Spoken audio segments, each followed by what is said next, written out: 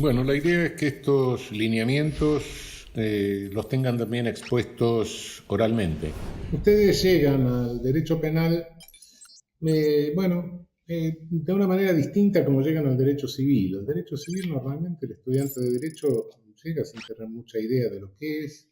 Al penal no, al penal vienen con todo una idea preconcebida, una idea que se la formaron los medios masivos de comunicación, es decir, la criminología mediática, y bueno, vienen sabiendo demasiadas cosas que son falsas. Entonces, la primera tarea que se nos impone al enseñar derecho penal es invitarlos a que hagamos preguntas simples, originarias, es decir, las preguntas ingenuas, aquellas que no dan por sentado nada, y a partir de eso vayamos respondiendo y vayamos elaborando. Es decir, en principio, veamos que en la conversación, no solo corriente, sino también en la técnica, hablamos de derecho penal y muchas veces es una expresión equívoca. A veces decimos, el derecho penal no prohíbe tal cosa, y ahí nos estamos refiriendo a la ley penal. Otras veces decimos, el derecho penal no puede evitar tal cosa. Ahí nos estamos refiriendo al poder punitivo. Y otras veces decimos, el derecho penal no estudió esta cuestión. Ahí nos estamos refiriendo a lo que hacemos los penalistas. Es decir, usamos derecho penal en tres sentidos distintos y con tres sujetos distintos, ¿no? La ley la hace el legislador, la hacen los políticos, el poder punitivo lo ejercen las policías, las agencias ejecutivas, y el saber jurídico penal o ciencia jurídico penal, como quieran llamarlo, o doctrina, es lo que hacemos los teóricos, los penalistas, los que escribimos libros. Bien. Cada uno de estos tiene un autor diferente, como les decía, pero me limito al derecho penal en el tercer sentido, es decir, en lo que hacemos nosotros, que es lo que les vamos a enseñar a los estudiantes. Entonces, ¿cuál es la tarea que nos imponemos desde la doctrina? Es interpretar leyes, interpretamos leyes. Y las leyes las leyes penales contienen principios y otras definen delitos. Es decir, si leemos un principio, el principio de igualdad del artículo 16 de la Constitución, el principio de legalidad, son principios que tenemos que aplicar en la interpretación de cualquiera de las otras leyes. Y luego, si abrimos la parte especial del Código Penal, o recorremos todas las múltiples leyes penales especiales que aparecen, o disposiciones extravagantes penales en leyes no penales, lo que encontramos son definiciones de delitos. El derecho penal, la disciplina, el saber jurídico penal, al interpretar las leyes, lo hace con lo que se llama el método dogmático. ¿Qué es esto? ¿Qué es la dogmática en general? Pero bueno, la dogmática jurídico-penal en particular. Tomamos las leyes y las descomponemos en elementos. El metalenguaje de la dogmática realmente fue armado por Rudolf von Jhering en el siglo XIX, que la compara con el método de la química, ¿no? De la descomposición en elementos. Lo primero que hacemos es estudiar el texto en su sentido gramatical. Exégesis se llama eso, tomado de la cuestión de la Biblia, ¿no? Exégesis. El análisis gramatical del texto, conforme a ese análisis gramatical, descomponemos el texto en elementos que los tomamos como dogmas. ¿Qué significa esto? Que no los podemos tocar a la hora de componer el sistema. Daría la impresión de que el penalista es algo así como un arquitecto que ve llegar los camiones llenos de ladrillos, cerámicas, vigas, etcétera, que se amontonan, y es el encargado de disponerlos armónicamente para construir el edificio. Pero al disponerlos armónicamente no puede alterar la forma de los ladrillos, de la cerámica, de las vigas, de las tejas, etcétera, sino que tiene que respetar como dogmas intocables esos elementos en los que descompuso la ley. Y entonces los integra en un sistema, lo arma en un edificio que conserva lógica interna, es decir, en un sistema no contradictorio, ¿no? Ahora, esta es la tarea del penalista al hacer saber penal. Ahora, la pregunta es, ¿el penalista puede criticar las leyes? Sí, podemos criticar las leyes como ciudadanos, naturalmente. Podemos criticar las leyes penales, pero esa no es tarea propia de la dogmática jurídico-penal, del saber jurídico-penal.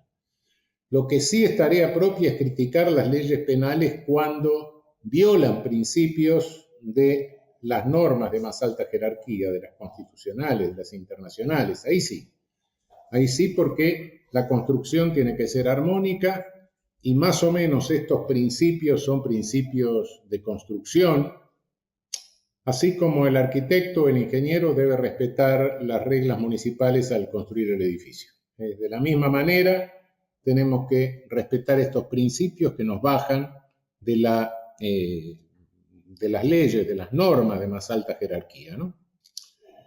Ahora, ¿para qué hacemos esto? Bueno, ¿para qué sirve hacer esto? ¿Para qué sirve descomponer la ley después del exégesis en elementos, recomponerlo en un sistema interpretativo que no sea contradictorio, que no viole reglas de la lógica, que sea por eso lógicamente completo, que cierre de la mejor manera posible?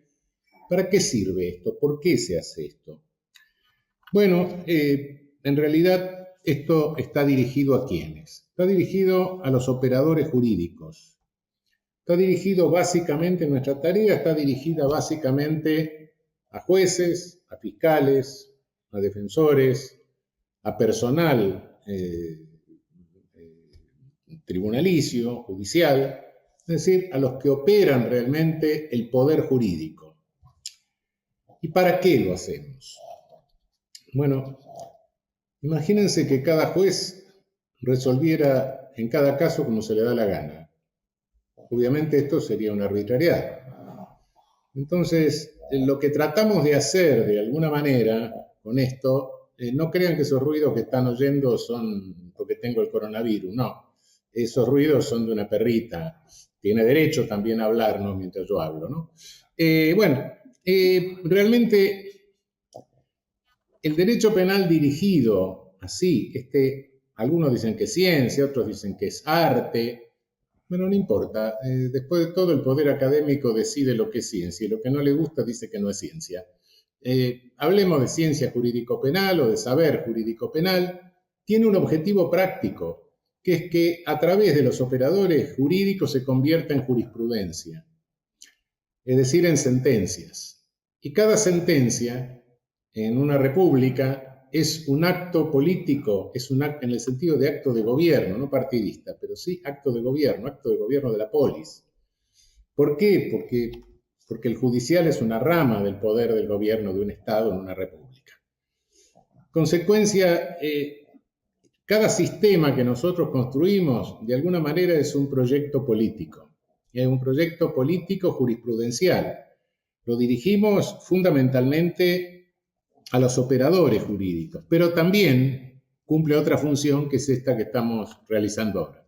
Cumple una función pedagógica, es decir, una función de formación de ustedes que van a ser los futuros operadores jurídicos. Si no se dedican al derecho penal, no, pero si se dedican al derecho penal van a ser los operadores jurídicos del área penal, sin lugar a dudas.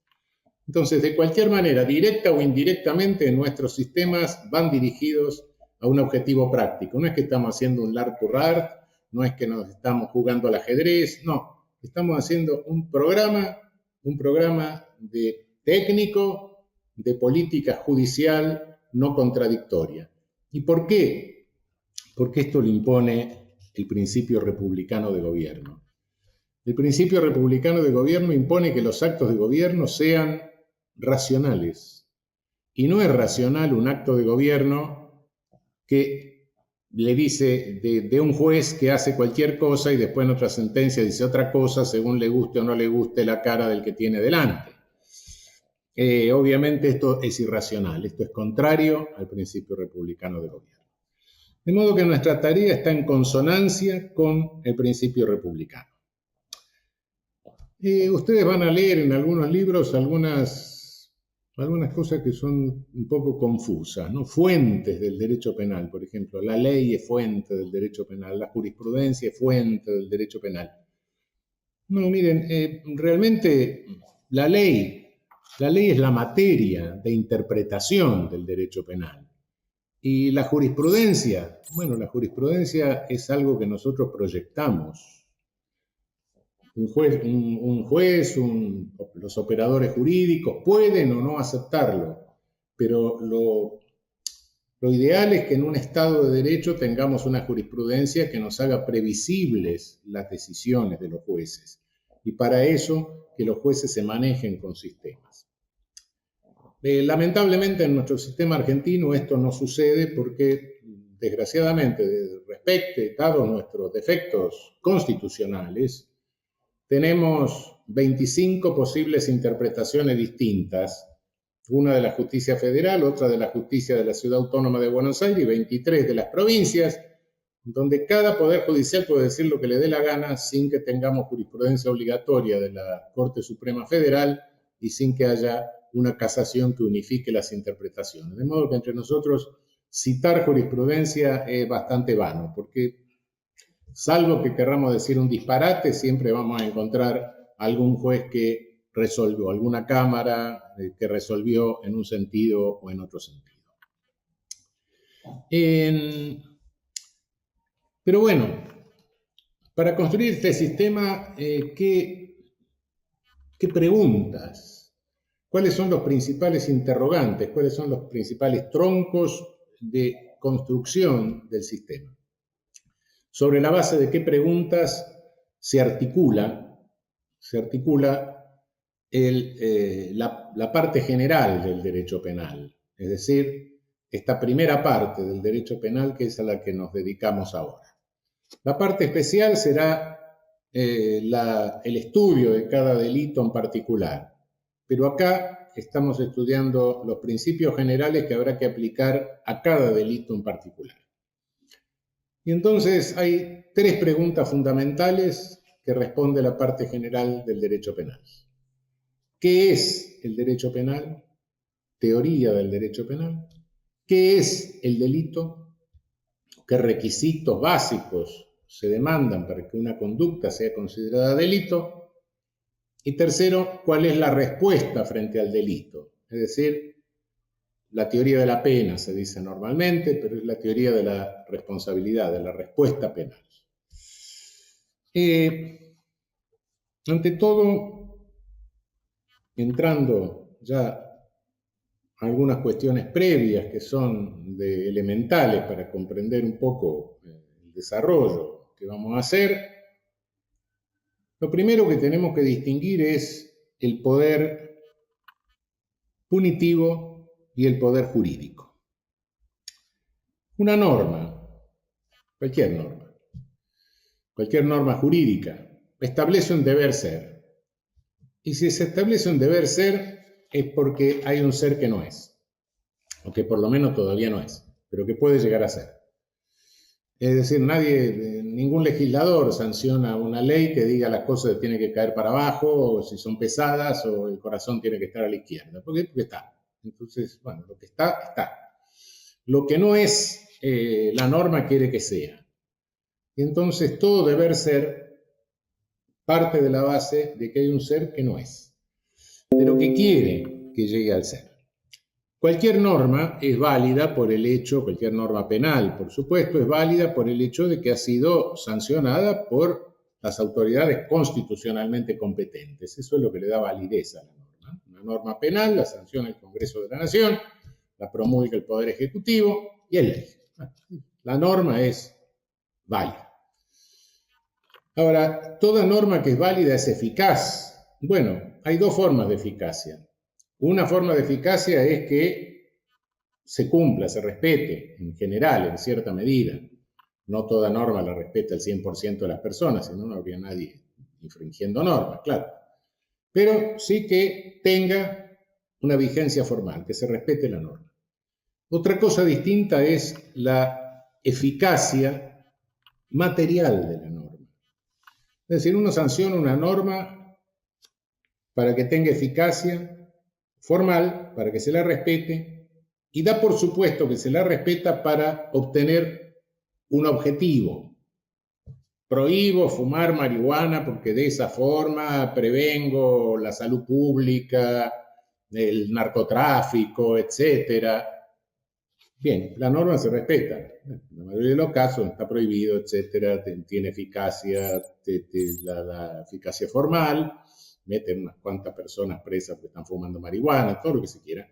Pero en realidad es materialmente eficaz, obtiene ese resultado, cumplimenta los objetivos generales que están en el preámbulo de la Constitución, afianzar la justicia, consolidar la paz interior, etc., ¿no? ¿Sirve a esos objetivos? Bueno, la discusión a este respecto es una discusión acerca de la eficacia material de la norma.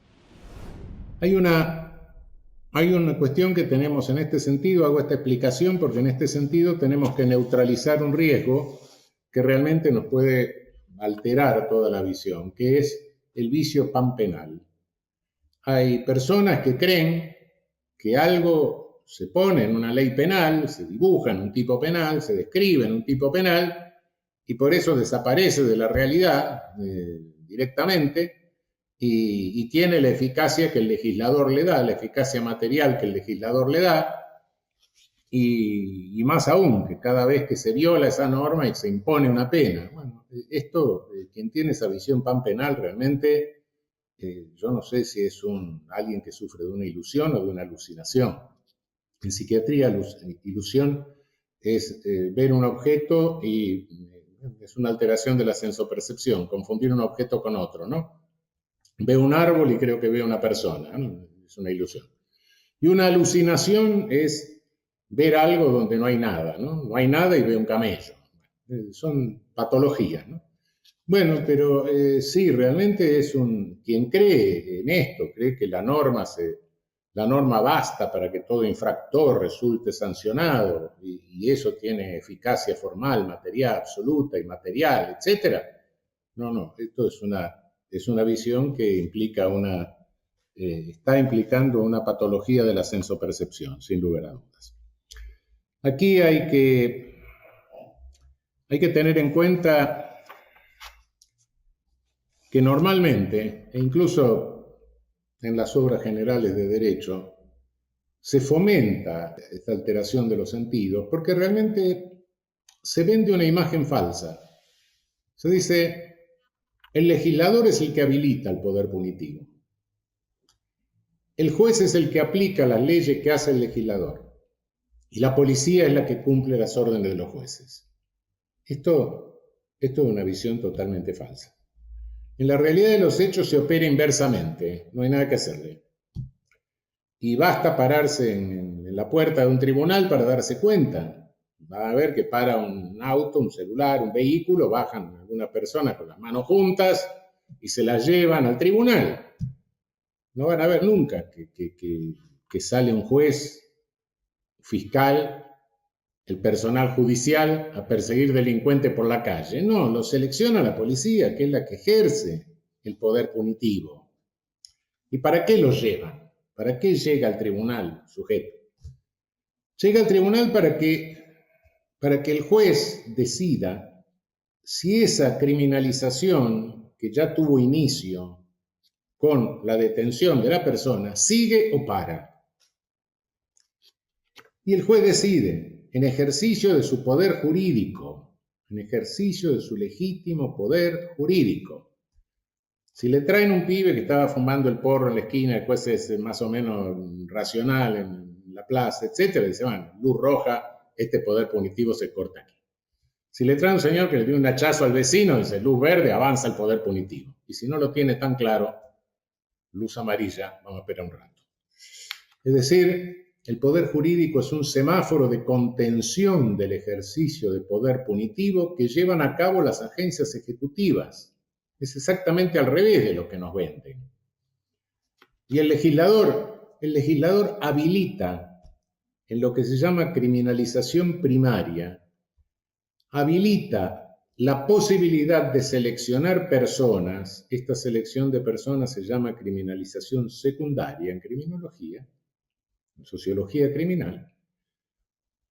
Pero esta habilitación, este programa de ejercicio de poder punitivo que hace el legislador es enorme, es absolutamente enorme, es irrealizable. Y las agencias de criminalización secundaria, es decir, la policía, la cárcel, etcétera, tienen una capacidad operativa muy reducida. Entonces, se impone una selección, no hay nada que hacerle. Es estructural esto. Mire, si ustedes piensan en una sociedad muy organizada, en que todos respetasen las normas del derecho civil, por ejemplo, del derecho laboral, etcétera, sería una sociedad ideal, ¿no? Pero imagínense una sociedad en que todos respetasen, en que, mejor dicho, en que cada vez que se violase una norma penal, cayese poder punitivo. Estarían presos todos los que se llevan cenicero de los hoteles, percha de los hoteles. Estarían presos los propios secretarios que dan fe de que el juez está en las audiencias que no está. Estaría preso el mismo juez que firma las actas. Se pararía la sociedad. Esto no es así. Efectivamente no es así. ¿Por qué? Porque se impone la selección, una selección racional.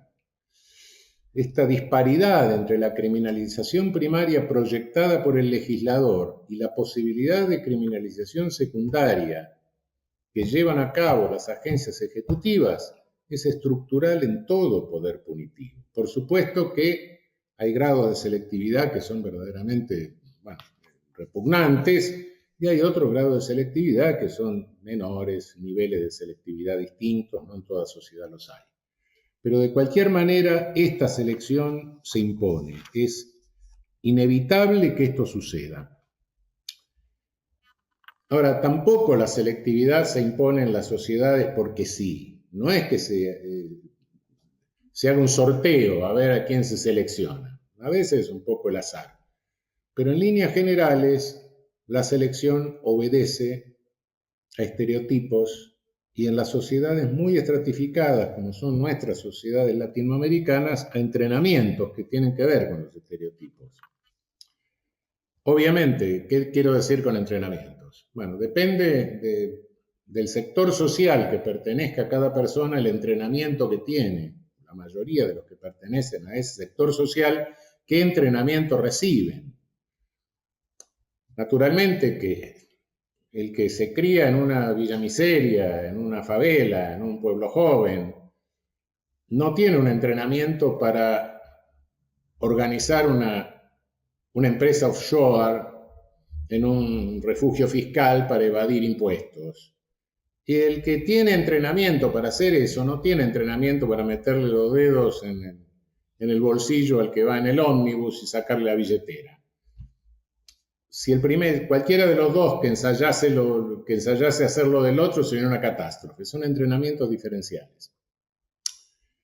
Por supuesto que las agencias ejecutivas, las policías hacen lo más sencillo, como hace toda burocracia, y pescan naturalmente las infracciones más groseras, que son los de que tienen menos entrenamiento, los que tienen entrenamiento para hacer esas operaciones groseras, ¿no? Entre el que tiene entrenamiento para fundar y quebrar un banco y el que solo tiene entrenamiento si quiere cometer un delito para asaltarlo, hay una diferencia abismal.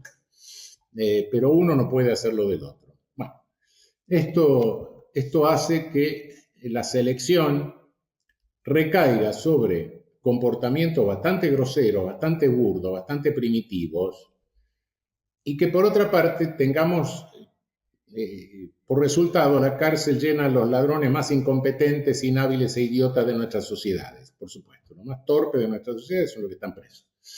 Los otros, la selección es un poco más ardua, más difícil. Pero además esta selección se hace por estereotipos. ¿Qué es un estereotipo? Cada uno de nosotros carga con una imagen en la cual de alguna manera son como nos ven los otros, ¿no? Nos ve al profesor, o ve al abogado, o ve al sacerdote, o ve al juez, qué sé yo, bueno, al artista. Cada uno carga con su estereotipo.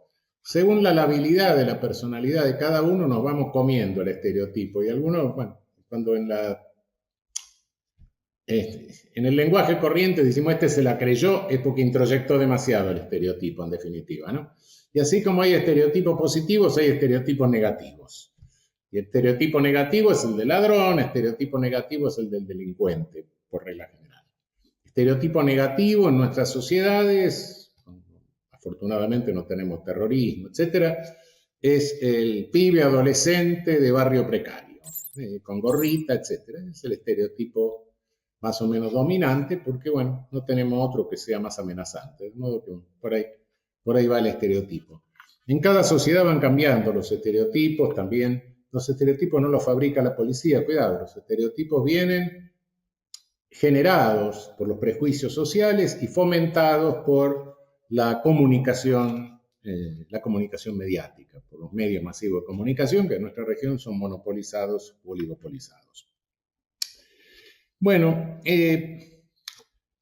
realmente este arte de manejar el semáforo, este arte de ejercer el poder jurídico de contención del poder punitivo, es justamente lo que enseña el derecho penal, lo que enseñamos nosotros. Es decir, aspiramos a proveer a los operadores jurídicos de las mejores instrucciones posibles que salen de nuestro cerebro, que nunca son muy buenas, pero bueno, no importa, para que funcione de la mejor manera ese mecanismo de contención jurídica del ejercicio del poder punitivo.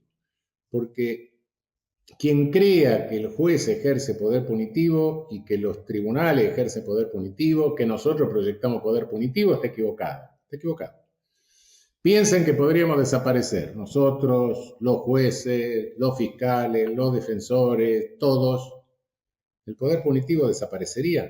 No, no, muchachos, el poder punitivo se extendería en forma ilimitada. Es decir, las agencias ejecutivas, las agencias policiales ejercerían un poder punitivo sin límite. Y cuando eso sucede, vamos camino del genocidio. Se acabó el Estado de Derecho, se acabaron todos los derechos y vamos camino de la masacre. Eso lo demuestra toda la historia. Todas las masacres, las grandes masacres del siglo pasado, fueron cometidas por policías. La KGB era una policía, la Geheime Staatspolizei era una policía, los armenios fueron matados por presos que soltó el gobierno del imperio, en fin. Me podrán decir, bueno, no hubo ejército. Sí, ejército, pero no en función bélica, sino en función policial. De modo que policía sin control, agencia ejecutiva sin control jurídico, se acabó el Estado de Derecho, se acabó todo. Ahora bien, y con esto vamos a terminar por ahora. La pregunta es contener el poder punitivo. Bien, pero ¿qué es poder punitivo? Ahí viene la cuestión. ¿Qué entiendo por poder punitivo? No hay una definición positiva de poder punitivo. El poder punitivo solo lo podemos individualizar en forma negativa diciendo que no es. Todo Estado necesita tener una coerción, pues si no sería una anarquía, claro. Bien, esa coerción responde a distintos modelos. Hay un modelo de coerción que es el reparador o restitutivo, digamos, lo que es el tronco del derecho civil, más o menos, y lo que se deriva del civil, laboral, etcétera, con variables, pero es restitutivo, reparador. Bien, eso no es poder punitivo, eso es poder reparador. Hay una coerción directa que se suele confundirse con el poder punitivo, pero atención que no es poder punitivo. Si un ladrón me corre por la calle con un cuchillo, quiere clavarme, y un policía se interfiere y lo detiene y le saca el cuchillo, eso no es poder punitivo, eso es coerción directa, administrativa. De la misma manera que si me está amenaza ruina con caérseme un balcón o caerse un muro, y bueno, y el municipio o quien sea viene, me lo demuele o lo apuntala, etcétera, eso es coerción directa administrativa. Es hacer cesar una situación lesiva en curso o inminente. Eso es coerción directa. Entonces, el modelo reparador, sí, el modelo administrativo de coerción directa no son derecho punitivo, no son poder punitivo. Poder punitivo es el que no encuadra en ninguno de estos dos modelos. Es cuando el señor, el príncipe, el rey, el emperador, la república, quien sea, dice la víctima soy yo. Y se terminó. Entonces, en esos casos, esto no tiene un objetivo reparador, no tiene un objetivo de parar, normalmente de parar una lesión en curso, tiene un objetivo que después vamos a discutir con la legitimidad del derecho penal, pero no entra en ninguno de estos dos modelos.